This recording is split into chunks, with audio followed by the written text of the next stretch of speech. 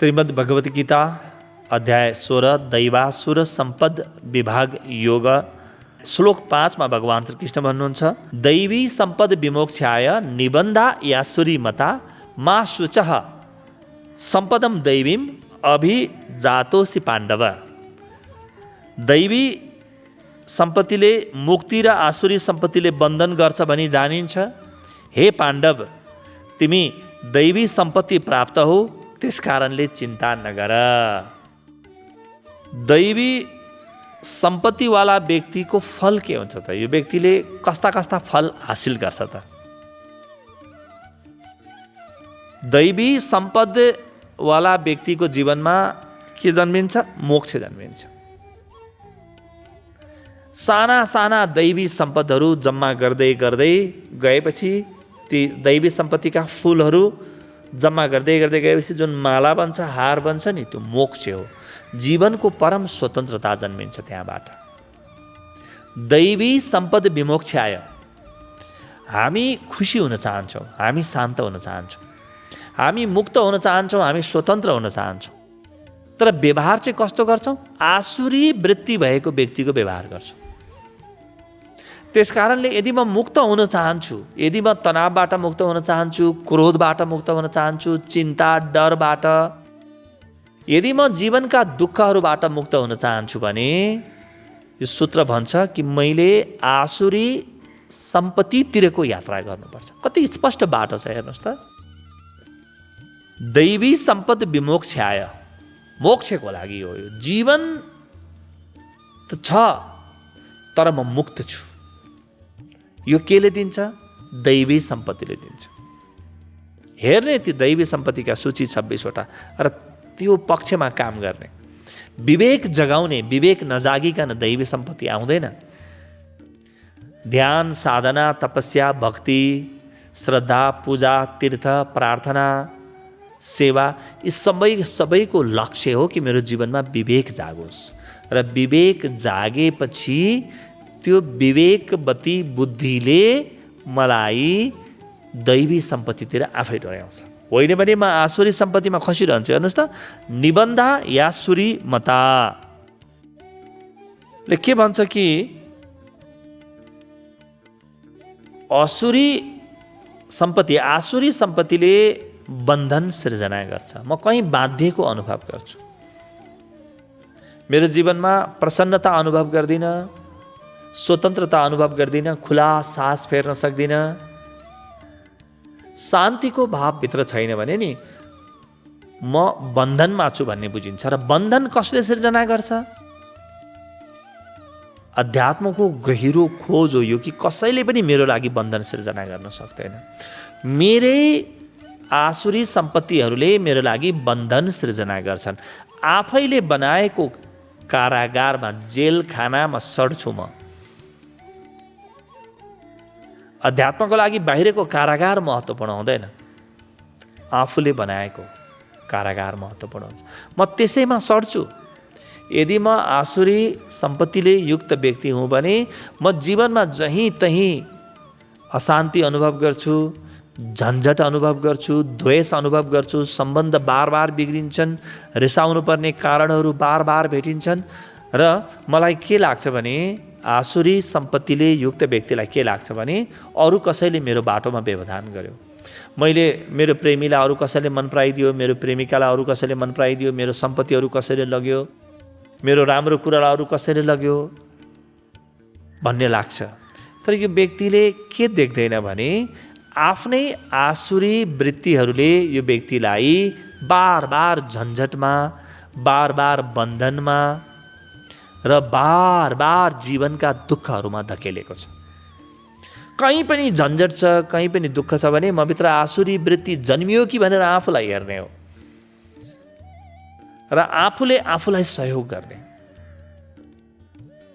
आफूले आफूलाई सहयोग गर्ने व्यक्तिलाई मात्रै अरूले पनि सहयोग गर्न सक्नेछन्। अब यी दुईटा भनिसकेपछि भगवान कृष्णले के भन्नुहुन्छ भने, हेर, एउटाले मोक्ष दिन्छ, एउटाले बन्धन दिन्छ। हेर अर्जुन, तिमी आफूलाई हेर। तिमी आफू उन्मुक्त भएका छौ भने कुन सम्पत्ति तिमीले आर्जन गरेका छौ आफै जान। तर तिमी बाँधिएको अनुभव गरेका छौ भने कुन सम्पत्तिले तिमीलाई बाँधेको छ त्यो पनि जान। यति जानिसकेपछि अब भगवान् कृष्ण के भन्नुहुन्छ भने मा शुचः, जम्मा 2 ठाउँमा प्रयोग भएको छ यो शब्द भगवत गीतामा। एउटा यहाँ 16:5 मा, एउटा 18:66 तिमी चिन्ता नगर। अर्जुन आत्तिएका थिए, उनीभित्र दैवी सम्पत्ति भरपूर थियो।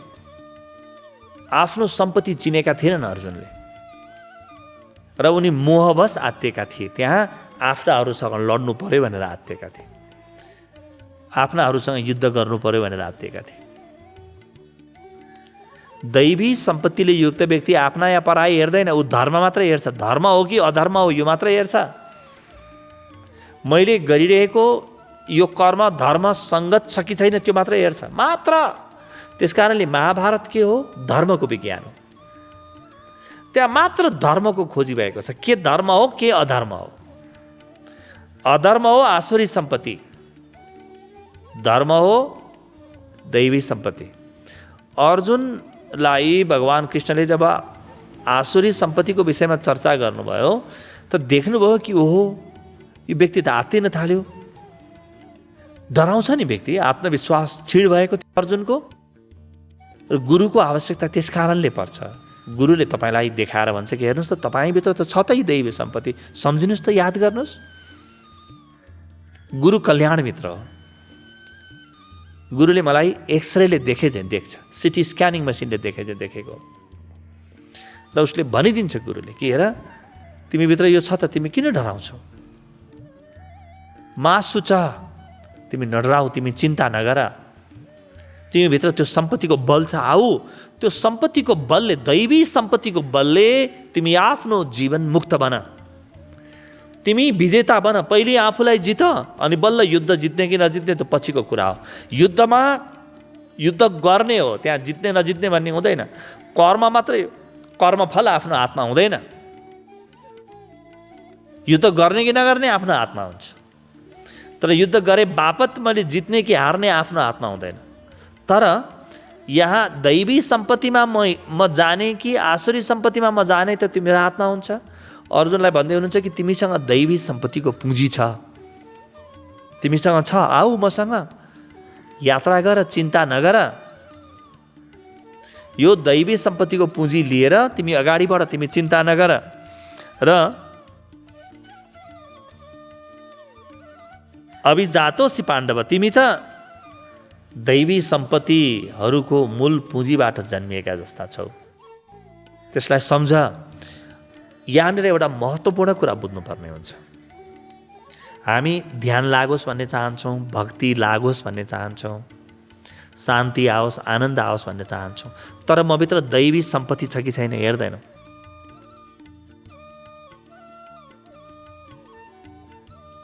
भगवान् कृष्ण के भन्दै हुनुहुन्छ? तिमीभित्र दैवी सम्पत्ति छ र अब यसलाई के गर? अब ध्यानको बाटोमा प्रयोग गर, अब भक्तिको बाटोमा प्रयोग गर।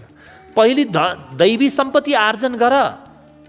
दैवी सम्पत्ति आर्जन नगरिकन तिमी ध्यानको भक्तिको बाटोमा हिँड्नै सक्दैनौ। तिमीभित्र त्यो परम शान्ति, तिमीभित्र त्यो परम आनन्द, तिमीभित्र त्यो ईश्वरको परम चेतना, त्यो ओमकारतिर तिम्रो यात्रा हुनै सक्दैन। किनभने तिमी आफ्नो हातले आफै घुँडामा हिर्काइरहेका छौ। तिमीसँग सम्पत्ति छ, भित्र ऊर्जा छ, तर त्यो ऊर्जा यदि आसुरी बन्यो भने आफ्नै खुट्टा काट्न प्रयोग गर्नेछौ। यदि दैवी बन्यो भने सिँढी लगाउन प्रयोग गर्नेछौ। आसुरी सम्पत्तिवाला व्यक्ति सिँढी चढ्ने त होइन, आफ्नै भएका खुट्टा पनि काट्छ। त्यही भएर त धेरै छिटो थला पर्छ, धेरै छिटो रोगी हुन्छ, धेरै छिटो तनावले ग्रस्त हुन्छ, विक्षिप्त हुन्छ, धेरै छिटो डरले घेर्छ र सानो उमेरमा यो व्यक्ति चाहिँ बुढो देखिन्छ। पुरै बिगारिसकेको हुन्छ उसले। आफूभित्रको यौवनलाई पनि उसले बिगारिसकेको हुन्छ। आफूभित्रको जुन पवित्र भावना हुन्छ त्यो पवित्र भावनाले बिगारिसकेको हुन्छ। अर्जुनलाई भन्दै हुनुहुन्छ कि तिम्रो क्षणिक मोहबाट तिमी बाहिर निस्क र तिमी आफूलाई चिन अर्जुन। तिमीभित्र एउटा विराट सम्पत्ति पर्खिरहेको छ र त्यो सम्पत्तितिर यात्रा गर।